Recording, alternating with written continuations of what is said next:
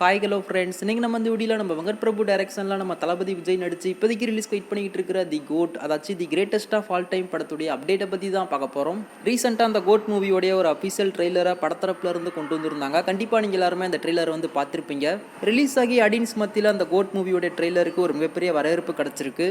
இருந்தாலும் ஒரு சில ஆடியன்ஸ் அந்த ட்ரெய்லரில் வரக்கூடிய டீஜிங் அந்த அளவுக்கு சரியில்லை அப்படின்ற மாதிரி சொல்லிக்கிட்டு இருந்தாங்க.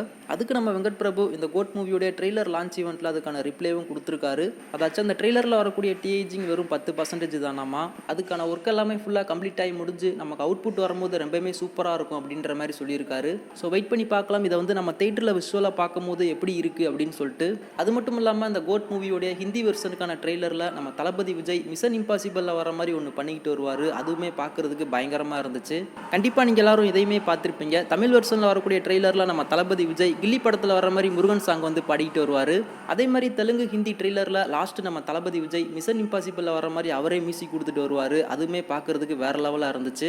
இதில் முக்கியமாக அந்த கோட் மூவி ரிலீஸ் ஆகி 24 மணி நேரத்தில் என்ன மாதிரியான ஒரு ரெக்கார்டு கொடுத்துருக்கு அப்படின்னு சொல்லிட்டு பார்த்தீங்கன்னா, தமிழ் வெர்ஷனை பொறுத்த வரைக்கும் 33 மில்லியன் வியூஸ் வந்து கிராஸ் பண்ணியிருக்கு. அதாச்சும் ரிலீஸ் ஆகி வெறும் 24 மணி நேரத்தில். அடுத்து தெலுங்கு வெர்ஷன் 24 மணி நேரத்தில் 2.5 மில்லியன் வியூஸை வந்து கிராஸ் பண்ணியிருக்கு. அதுக்கப்புறமா ஹிந்தி வெர்ஷனை பொறுத்த வரைக்கும் 24 மணி நேரத்தில் 3.5 மில்லியன் வியூஸை வந்து கிராஸ் பண்ணியிருக்கு.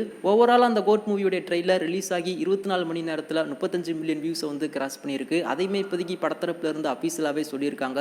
இதில் குறிப்பாக லியோ படத்துடைய ட்ரெய்லர் ரிலீஸ் ஆகி 24 மணி நேரத்தில் 47 மில்லியனை வந்து கிராஸ் பண்ணியிருந்தது. இப்போ இந்த கோட் மூவியோட ட்ரெய்லர் 2வது இடத்துல வந்து இருக்கு. வெளிவந்து 24 மணி நேரத்தில் 35 மில்லியன் வியூஸ் வந்து கிடச்சிருக்கு.